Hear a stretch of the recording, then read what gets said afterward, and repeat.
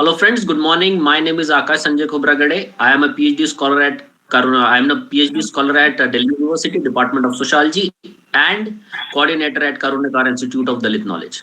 Karunyakara Institute of Dalit Knowledge is founded by Professor Dr. Leela Karunyakara sir, and his idea behind this institution to provide an academic space to scholars, intellectual, and professors who are engaged in the field of Dalit studies. Today, Karunakara Institute of Dalit Knowledge has its 34th of lecture, and this lecture is a part of a series which we started on the occasion of Dr. Babasaheb Ambedkar Jayanti, 14th April, on 14th April. Professor Dr. Karunakara sir going to be chair this session, and I like to welcome and introduce him. So, Professor Dr. Leela Karunakara sir is a former Vice Chancellor and founder of Karunakara Institute of Dalit Knowledge and author of two books, The History of Dalit Identity and Modernization of Buddhism. After completing his PhD from JNU, he joined as assistant professor in School of Ambedkar Studies at Babasaheb Bhimrao Ambedkar University, a central university, Lucknow. He introduced Dalit history course in MA, and he was instrumental in introducing 50% reservation for SC/ST students in the same university. He founded Dr. Babasaheb Ambedkar Dalit Student Union in 2000 and Babasaheb Bhimrao Ambedkar Central University SC/ST Teacher Association in 2006. He joined as director cum professor in Babasaheb Ambedkar Sidhu Kano Murmur Dalit and Tribal Studies Center at Mahatma Gandhi Antarashtriya Hindi Vishwavidyalaya. He held post of Dean School of Culture and former Vice Chancellor of that university. I welcome and Professor Karunyakara sir. Now I request Dr. Smita Bhagat to please welcome and introduce our today's guest. Thank you so much, Akash. It's a distinct honor to welcome J. Somashekar, a distinguished academician currently serving as a senior professor and former director of the Dr. B.R. Ambedkar Research and Extension Center at the University of Mysore with an impressive 35 years of teaching experience and 20 years of dedicated to research. His scholarly contribution include the publications of over 100 articles and 4 influential books, such as Ambedkar in the National Movement. His academic mentorship is equally notable, having guided 13 PhD scholars and 32 MPhil students to completion. Professor Somashekar has held several high-ranking administrative roles, including acting Vice Chancellor and Dean of Social Sciences at VSK University, Bellary, as well as Register at both Kuvempu University and the University of Mysore. His expertise has been recognized nationally through his role as a visiting fellow at Delhi University and Nodal Officer Committee. A celebrated researcher, he is the recipient of the 2025 Ambedkar Award and the 2008 Award of Appreciation for his extensive research on Ambedkar's thoughts. We are privileged to have such a dedicated advocate for emancipatory discourse and social justice with us today. Most welcome, sir. Being a coordinator, I heartily welcome you, sir. Thank you so much. Thank you, Smita. Thank you. And your team, Dr. Smita. I'm extremely happy. And so let me complete. Yeah, now, Professor Somashekar sir going to deliver his lecture on contemporary Karnataka Dalit politics, and I request Professor Somashekar sir to please deliver his lecture. Thank you. Thank you, Smita, Akash, and Professor Karunakar. In fact, I should confess that I accepted your invitation very late. This is because of the pressing work that I had in my center. I'm really happy to know that this institute is academically negotiating with the intellectual debate at the right period. For this, I am very proud to say that the young team have taken the mantle of Baba Sahib to create the intellectual society which this nation needs at this critical junction. Friends, when Professor Karunyakara asked me to speak on Karnataka politics, he was aspiring for the contemporary debate that is being taking place in Indian polity from the subaltern sector. Since I've been associated with the Indian polity and I've been making the interrogation of how our body polity is being working and the footstep that Baba Sahib has given to the voiceless has it been really been visible in the working of the Indian polity. As a student of political science and working in Ambedkar studies, I should be very pragmatic in dealing with the topic that has been entrusted by your institute to me. I have taken this issue as very important since many of our participants are young. It is a combination of both young and the aged.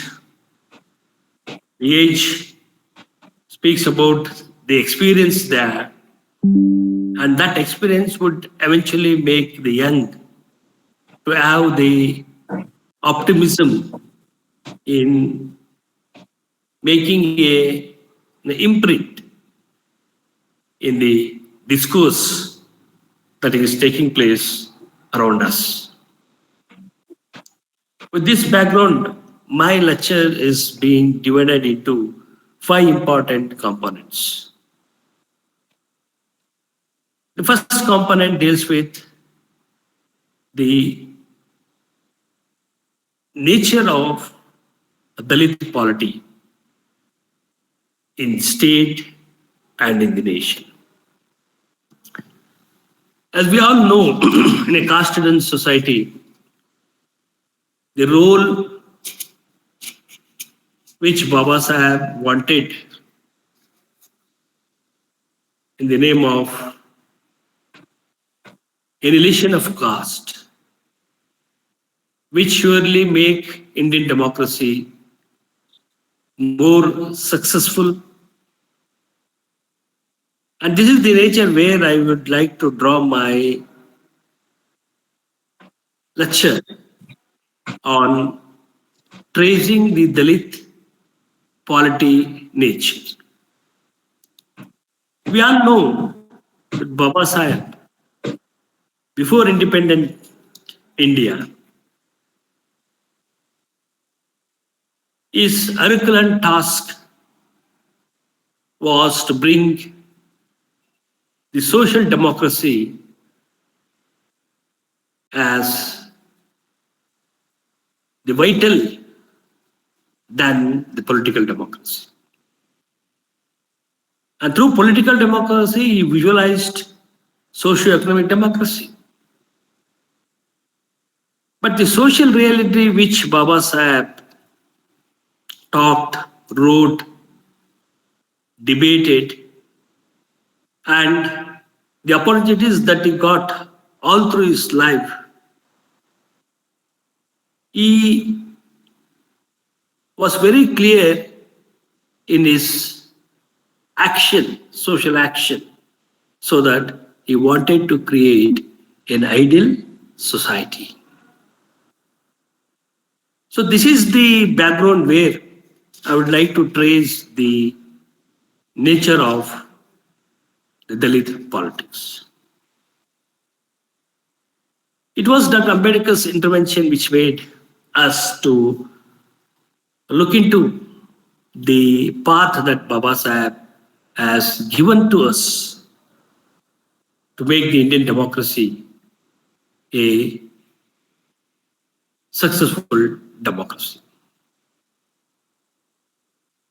Before we got independence, we know the vibrance of Dalit polity in the freedom struggle. As we are all familiar with how Baba Sahib fell years of his role in the Bombay Legislative Council has certainly put the nation that here is a man, here is a community which make the inroads in the coming days and which as a political power would enable the social inequalities to be abolished, at least to minimize. In that sense, I'm trying to look the nature of Dalit politics.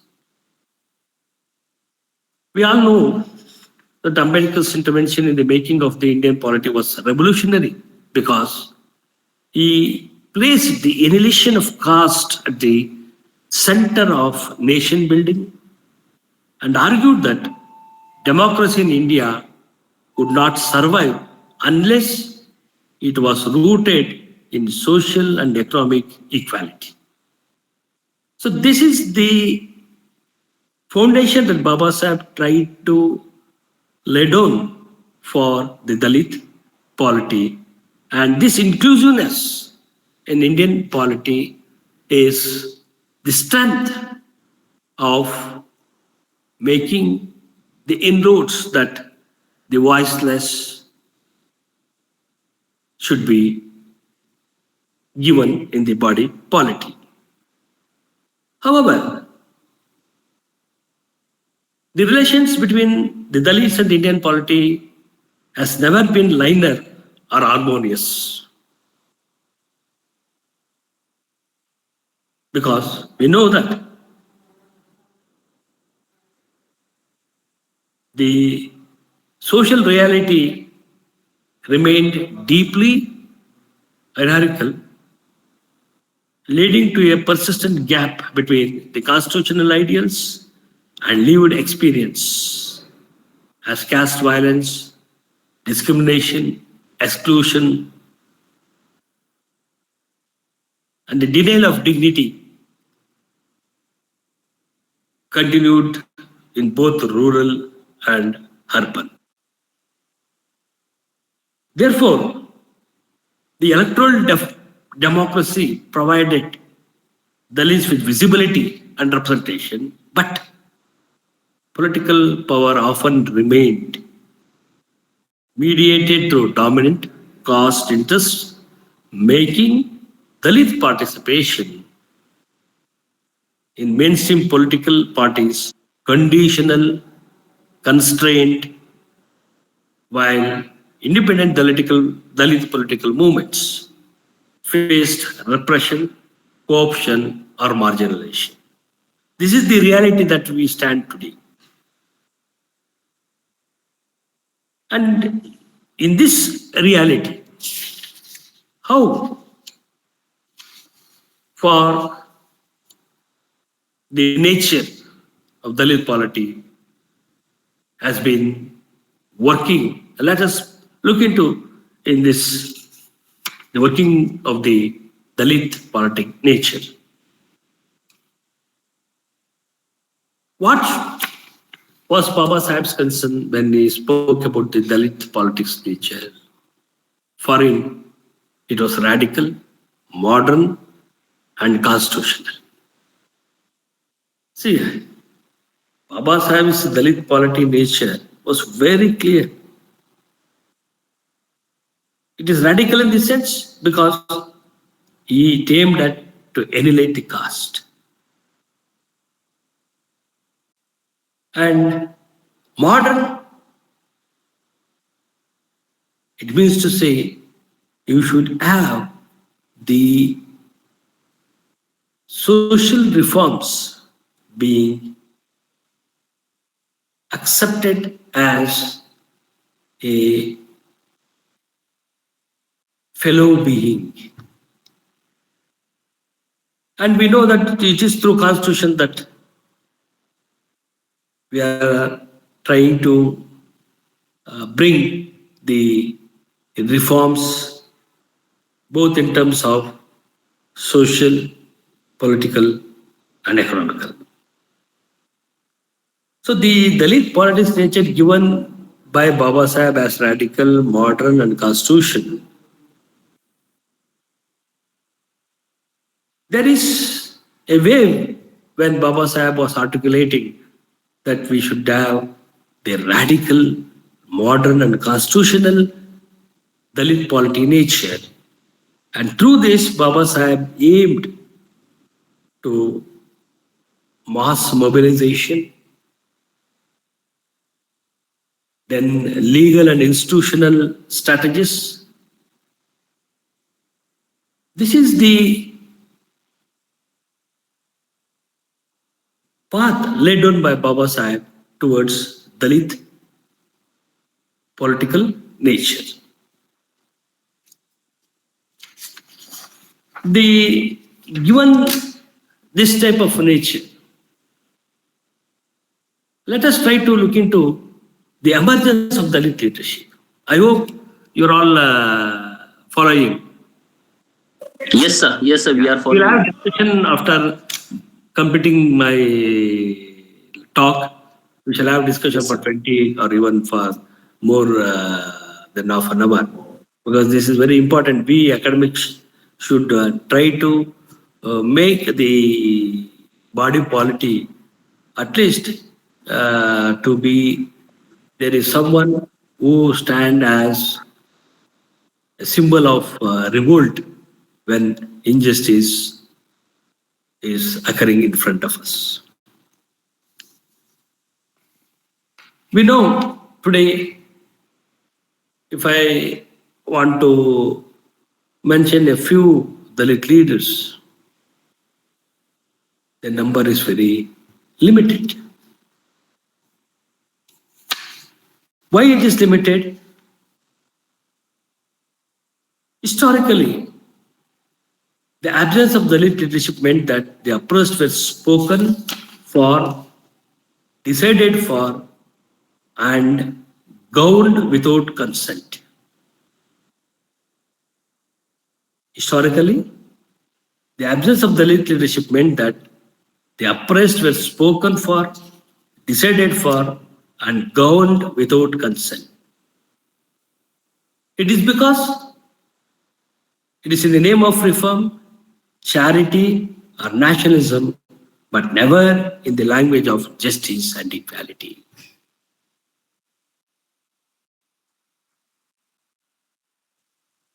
This statement I am making before the learned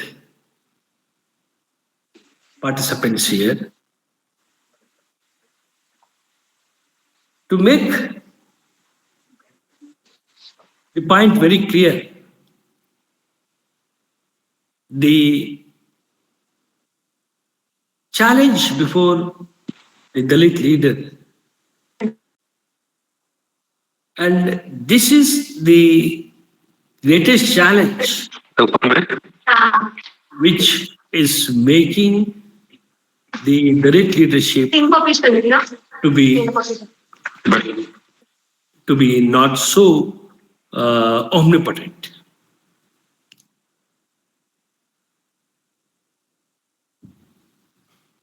Baba Sahib, he knew this, and it was his leadership which transformed by asserting and he designed remedies how to become a great leader by following the footsteps of Baba Sahib. I would like to trace the post Baba Sahib polity of how the Dalit leaders are being made to play a crucial role in shaping the constitutional safeguards.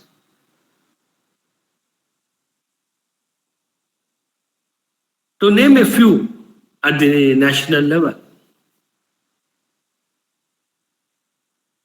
we had only few who could make the dent of leadership.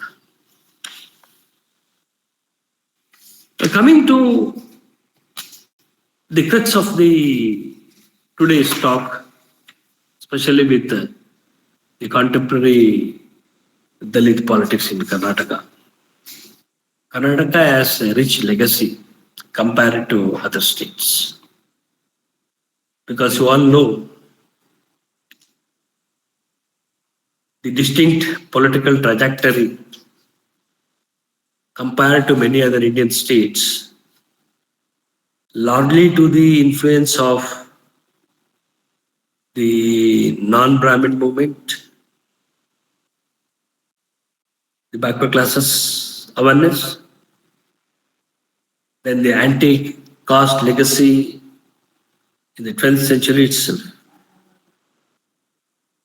and the Dalit movement. These three are very important to look into the contemporary strength of Dalit politics in today's state. When we went for the democratic setup,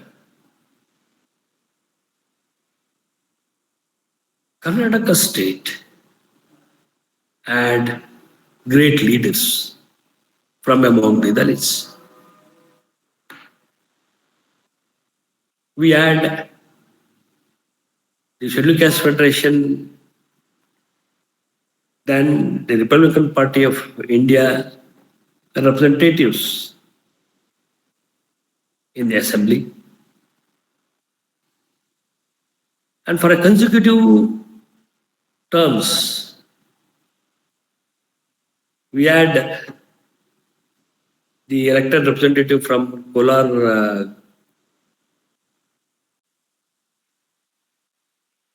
who represented the Republican Party of India.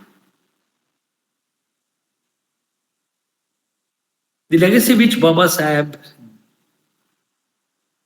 carried can be visible in the Karnataka Dalit politics. We have Armugam, who represented the Republican Party of India, and the different political parties, predominantly the Congress, was capable of giving the good Dalit leaders.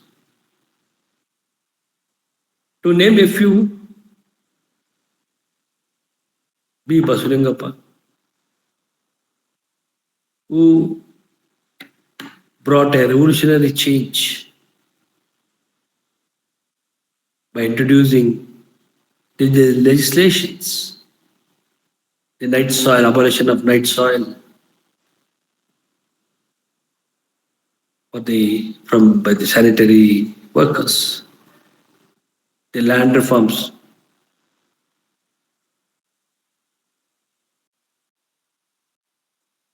The two important during 70s, P. Basulingappa and N. Rajai, they were the strength of Dalit politics. And we had, Basulingappa was a revolutionary, N. Rajai was also revolutionary. But at the same time, we had the other face. Baba Sahib, who saw that the political power is the master key. And this key has to be with the good people. Then only we could see the good leaders. And we had K.H. Rangnath, who was also the chairman of the People's Education Society started by Baba Sahib. He continued the silent revolution, whereas Basulingappa was vocal.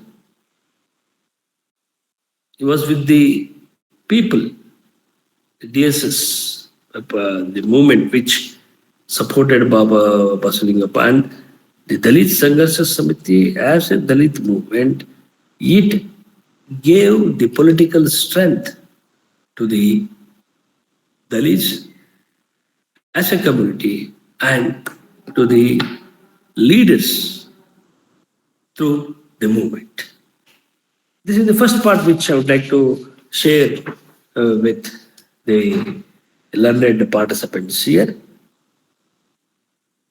The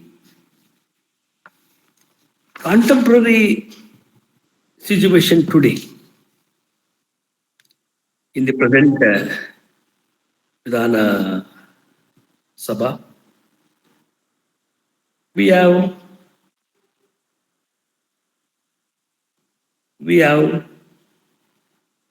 very important things to share here. The present strength of the assembly is we have 36 legislatures, 36 scheduled caste representatives in the assembly out of 224. And we have 15 scheduled tribes representatives.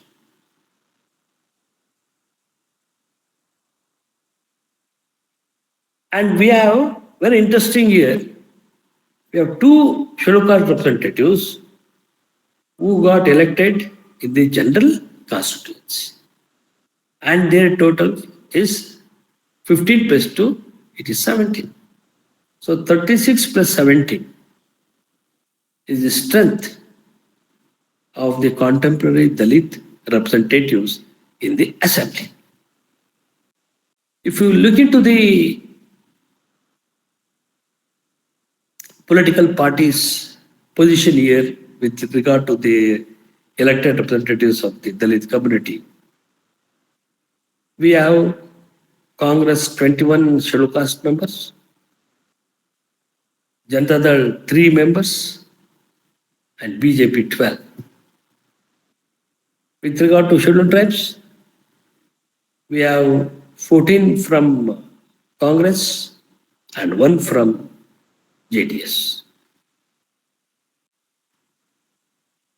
But the two legislatures belonging to scheduled tribes who won from the general constituency, they represented the BJP. This is the contemporary representative ratio that we have with regard to the present assembly. So coming to the important features of the Karnataka contemporary Dalit polity. Number one, fragmentation. And subcaste dynamics. We know that the Indian social system has been built in such a way that fragmentation is the common feature. Baba Sahib said, the house divided itself will not stand for long. That means to say, divided we fall, united we stand. But in politics, it is very difficult. And today, the Indian polity has been framed in such a way that the dominant castes are so vigilant, which always play the role of keeping the fragmentation alive. We're all learned here. And Baba Sahib, who was solitarily fought and who designed this political system of this nation. And he expected that his people would further make it a successful, or they expand it. But looking at the reality, where are we standing? And fragmentation has become the rampant. It is so severe that if you see the voting behavior of the Dalits, you could see how the graph is being focusing of the consolidation is becoming weak. It's true, Baba Sahib wanted to have a costless democracy, but caste has become a reality in the Indian polity. We fight for the post in the name of the caste, which Baba Sahib did not want it. Baba Sahib wanted to have a political man who is capable of taking inclusiveness in his heart, who can take the society together. That is the reason why Baba Sahib pleaded the fraternal society. It looks very ideal, but the core strength of polity, the Indian polity, should rest with the fraternal concept, which Buddha said it's a pregnant. So fraternal urge should come within the art. That is the pregnant which I wanted to have for the political map that we have today, which doesn't have this pregnant at all. Therefore, we have the fragmentation in subcaste dynamics. And subcaste dynamics is becoming stronger. So if this tendency goes like this, what would be the future of Dalit politics?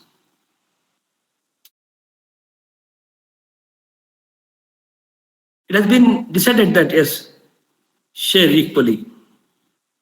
And you should have that art when you are sharing the power, when you are sharing the representation, when you are sharing the creation of the leadership, when you are sharing the goals of the political power.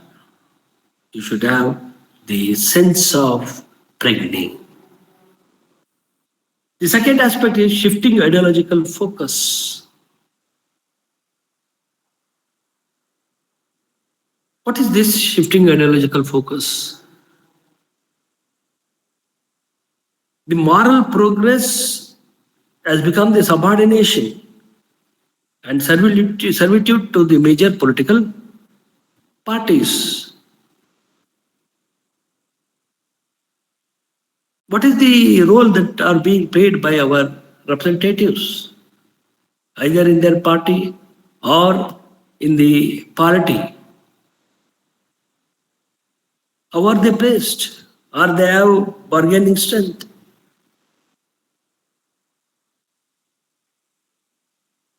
If they have bargaining strength, that strength comes through the community. And when the community is fragmented, where does the strength comes? What do you expect from the polity? So this is the serious challenge that we have today.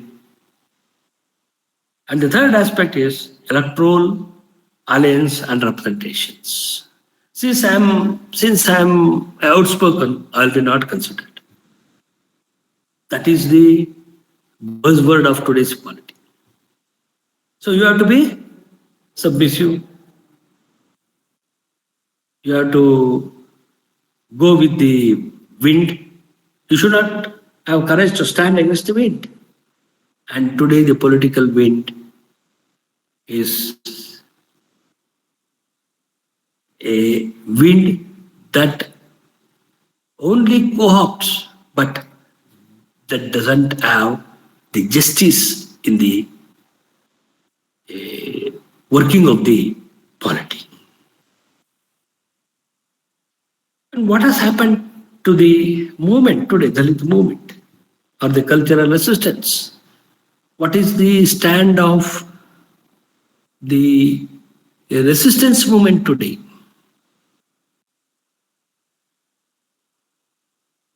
How the social movements are being treated today? And today, if democracy to become strong, the social movement should be very strong. Because I borrow more from the social movement when I talk about the political dynamism of Dalits. Because the economic strength is also poor. And the social strength, of course, it's at the last stage. You can see how the Karnataka is being using the Dalits as the vote banks. Earlier, they were with the Congress, and now it has been fragmented. And BSP has made some inroads.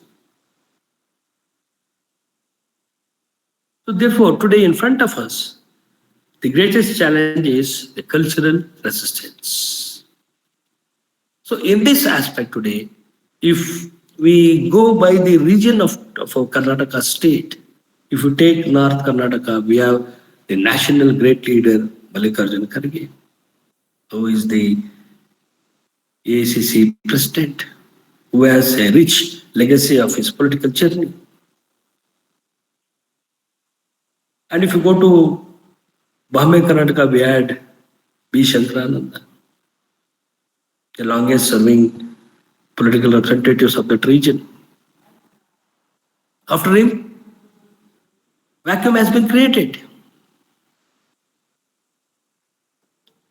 And if you come to the south, like Mysore region,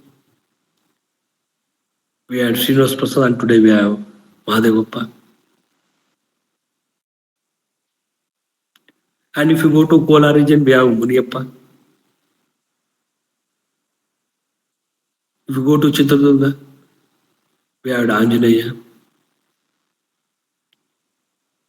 So Karnataka, compared to the other states, has a good number of leaders who can speak for the community, who can represent Baba Sahib's cause in the democratic manner. So what I'm trying to place before the learned audience here is, since we are at the crossroad in the terms of a movement, in the terms of a political future. Where do we stand? Unless we correct ourselves, we cannot create the future for our generation, new generation. And how are you going to create this? How are you going to have the safe road for the future of Dalit politics? For me, as I mentioned, that we are at the critically crossroad. And the greatest challenge today we have is the rise of majoritarianism, which seeks to making the homogenized cultural identity, thereby delegitimizing the Dalit assertions as divisive. So this is the stage that we are seeing in front of us. How do you answer to this? Or how do you try to avoid such homogenized cultural identity, making the Dalit assertions as a divisive? For this, the writings of Baba Sahib Ambedkar and his speeches are largely available for us to make the sense that what we have to do. We are living in a digital India. And in this digital India, how the social media is being looked, and what is the place of the gender here in Dalit politics, in digital India. We have the absence of Dalit feminist perception. We have the decline of autonomous Dalit movements and weakening of alliances with other marginalized groups, including Adivasis, minorities, labor movements. All these have constrained the ability of Dalit politics to articulate a broader counter-hegemonic vision of democracy. And today, this is very much the danger that we are seeing. And we want to learn from this that if this continues, the future of Dalit politics would be not so welcoming. We have to be very sure to make the essence of contemporary reality wherein the answers has to be properly made. And through articulation, more and more debates would enable us at least to have a hope on correcting the faults that we have made so far. With this, I would like to stop my talk and invite the intervention from the participants. Thank you. Thank you, sir. Thank you, sir, for delivering a very important lecture for all of us. Now I request Professor Karunyakara, sir, to please deliver his key remarks. Yeah, Professor Somashekar is a very eminent and well-renowned Dalit scholar as well as intellect. We know each other for many years. And when we were young academics, we used to meet in on different platforms. We met in Bangalore, we met in Chennai, we met in many places. So I am very happy to inform my younger generation scholars that we used to be two very vocal and radical, young scholars wherever conferences happen. So if the conferences of 2 days, one day he will take over. Whatever he deliver lecture, that will be the talking point the whole day by all the speakers. He creates such a buzzword so that the whole day, whatever the topic, irrespective of the topic, speakers pick up from that buzzword. Then they used to speak. Then next day I will speak, and I will create one another some radical statement. Then that buzzword will be taken by the rest. So it used to be like that. We used to be very happy interveners as well as interrupters. We used to say interrupters. We used to interrupt the typical established academic discourse. So that's what we are known for in those days. So I'm happy, Professor Somashekar, once again to see you. Though our speed has been reduced due to the age factor, but however, we are still having the ideas, the flow of ideas with the same level of that ideas echoing the same level of pace. So once again, it's to know you on this platform, to introduce you to my young scholars on this platform. I take a privilege, Professor Somashekar. Thank you. And yeah, now I'll yeah, with these few words I'll stop here. We will have more time for our better discussions. Yeah, Akash. Yeah, thank you very much. Thank you, Professor. Thank you, Professor Karunyakara, sir. Now this platform is open for question answer session. So those who want to ask a question, please go ahead.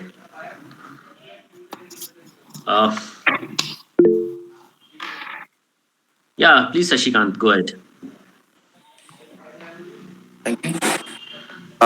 Thank you, sir, for your wonderful lecture. Sir, I have a query in my mind regarding this important lecture. Sir, Karnataka have a very respected Dalit leader, and he is Ambedkarite Buddhist, Mr. Mallikarjun Kharge, sir. Yeah. How, sir, he is playing a role in Karnataka politics to making ensure the equal distribution of resources from the government in the Dalit community. Yes. And sir, as you mentioned, in Karnataka politics, many political parties have a Dalit leader. Yeah. I came from Uttar Pradesh, and I find that other than BSP, other political parties are struggling to have a Dalit leader in their party, like Mr. Mallikarjun Kharge, sir. How you see this? How they implement the idea so they make ensure the Dalit upliftment, sir? A good intervention, Shashikant. I'm very happy that at least you raised a very pertinent intervention through two important fundamental questions. Number one, how Kharge is ensuring the distribution of resources. And the second is, why in UP it's only BSP which is capable of giving the Dalit leadership? Why not the other political parties? I will start with the second question. As I mentioned in my talk, the Dalit leadership, how a leader is being created. See, there is a difference between the creation and the maker. A leader is a person, one who leads others, not led by others. This is the answer for your second question, why it's only in BSP that we have Dalit leadership, why not in other political parties? The answer is very simple. A leader is created by the people, not by the party or so. Party is a means. A leader is a one person who leads others, not led by others. That is the definition of a leadership. Coming to the first question which you asked, the distribution of resources. See, Baba Sahib have made very clear the distribution of resources should be constitutionally made. How this happened? We have completed 77 years of our republic. Couple of days we celebrated the 77th Republic Day. What is the goal of the republic? Why Baba Sahib wanted republic? Because India is proud to have republics in ancient India itself. Through Buddha's concept of republic, we had Lichavi, Malava Republic. What is republic stand for? People's power, people's resource. And that was brought back to the Indian Constitution by Baba Sahib. And as you said, Karge, a strong Ambedkarite. Going by your question, I am taking the assembly debates to answer. We have B. Somashekar, a very strong Dalit leader, who was also the revenue minister in the Ramakrishna Hegde government. So, when Kambalpalli took place, Mallikarjun Kharge was the Home Minister. Do you know the Kambalpalli incidents? Kambalpalli, it's a place near Chintamani where the Dalits were publicly burnt. And Kharge was the Home Minister. And B. Somashekar was in the opposition. B. Somashekar made a statement. Mr. Kharge, you should not work, your image should work. A great leader can only make such statement. That's in the debate. So what I'm trying to say is, the image of Mallikarjun Kharge itself is the strength for the party as well as the governance in the Karnataka, wherein the voiceless have a share in the governance. Okay? I hope I've answered your question in a different way. Shashikant? Thank you, sir. Thank you, sir. Yes. Yeah. Is there anyone who want to ask a question? So I'll take a pleasure to ask a question. Wonderful, wonderful. So, yeah. Yeah, actually, my PhD topic was related to the interpolitical relationships within Dalit politics, and I'm seeing Maharashtra. Wonderful, wonderful. But when I see the topic, the contemporary Karnataka Dalit politics, I first name comes in my mind is related to was M. Mahesh, who was elected in 2018 from BJP and become a education minister. And after that, he shifted to BJP. So my first questions comes from his that empirical understanding that what happened when the person who come from the Dalit politics and shifted to the dominant political parties. So what his future will be, or how his future or the community or a political understanding from a Dalit politics, how can we see this kind of a leaders and what will be their future in the dominant political parties? My second questions, when you start a lecture, you also see says that the dominant political parties also work very hard to make fragments in leadership or in politics. So my question is how the Dalit community or Dalit politics protect themselves from such kind of political dominance of dominant political parties. So these are the two important questions. It comes in my mind. and other the last question, and what are the roles of uh, caste a dominant caste within scheduled caste plays in in Dalit political parties right now in Karnataka? Okay, fine. Very good question, Akash. Since our worked on this area, the question which has provoked you to raise on N. Mahesh, coming from the Ambedkarite movement,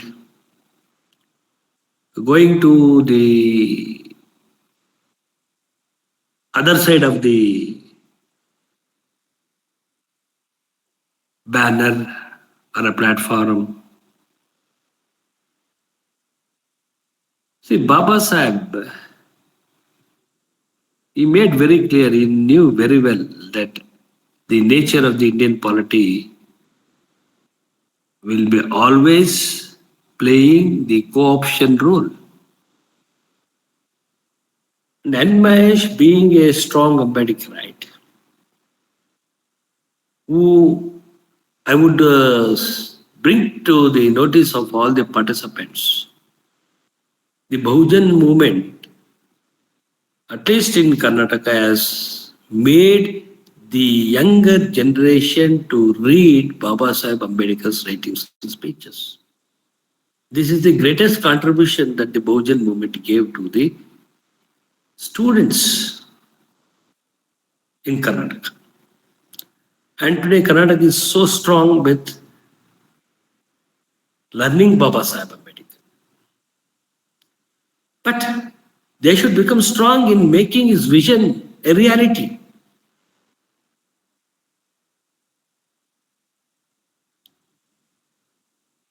Yan Mahesh, because of his political gains, he had to shift. This is not only in the case of Yan Mahesh, even in the case of a strong leader like V. Srinivas Prasad, who as a leader has left its own impact on Karnataka politics and as well as the national politics. So the political dynamism is always tries to take away the stronger one.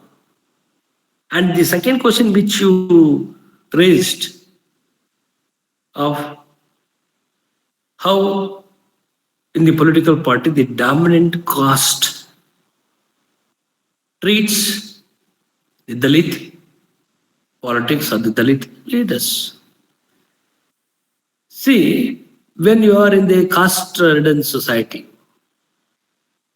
the political values are very important. But political values in the caste-ridden society, you expect is not itself is sounds good.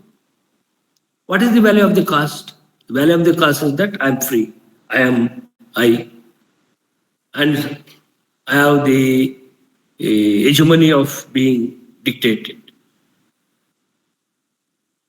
This can be avoided only when you have the greatest personality in your political life. I could give an example of K.H. Rangnath, who had the greatest personality. All through his career, his values has given him the strength. So this you have to cultivate. You have to cultivate the political values in your political life. And if you have highest value in your political career, the dominant caste would think twice to question you. This is my answer. And the caste role, how in the political party, particularly the among 101 scheduled castes, is being treated. See, I'm very clear to say that the political leaders have not used their subcaste. It is only their followers they have made it. I have closely observed when this becomes so severe. And the sooner we realize, the better for us.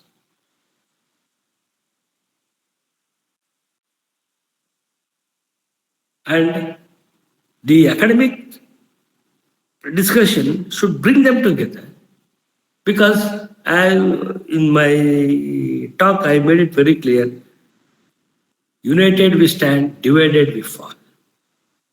Whether it is in politics or in the movement, or even if you want to be in the public service, or even if you want to get some benefit from the government or from the higher ups, your collective voice is very important. Baba Sahib was for collective voice.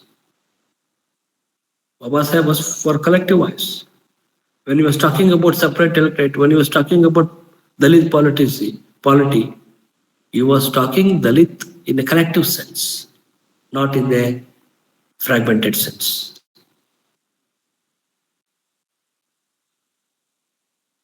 I hope you got my point, Akash. Yes, sir. Yes, sir. Yes, sir. Yeah. I got. So, Still thank you you, can sir. further So, elaborate. is there anyone?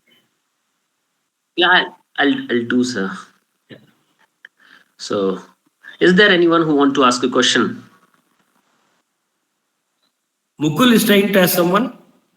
Mukul wants to say something. Mukul, you want? No, sir. No, He sir. not raise his hand. Yeah, Mukul. Okay. Okay. No, it's okay, Akash, you may carry on now. Okay, sir. Okay, thank you, sir. Now, with the permission of the chair, we will move toward vote of thanks. Then I request Shashikant Sambodhi to please give vote of thanks. Thank you. On behalf of KIDK, I warmly thank Professor Dr. L. Karunyakara sir, a respected Dalit historian and Ambedkar thinker, for kindly chairing today's session. We are also deeply thankful to esteemed Senior Professor Dr. J. Somashekar, ex-director, Dr. B.R. Ambedkar, Research and Extension, University of Mysuru, for his very inspiring and thought-provoking lecture on contemporary Karnataka Dalit politics. Our sincere thanks to all the participants and attendees of the 34th online lecture in the KIDK lecture series. A special thanks to our coordinators, Dr. Sukeshni, Dr. Darshana, Dr. Smita Bhagat, Mr. Akash Mr. Shreyat, Mr. Vijay for their continuous effort and support in making this session successful.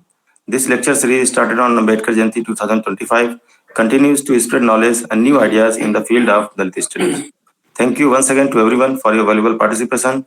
And before we close, please don't forget to subscribe to the Dalit Knowledge YouTube channel, where this recording session will be uploaded soon. Jai Bhim. The session is over.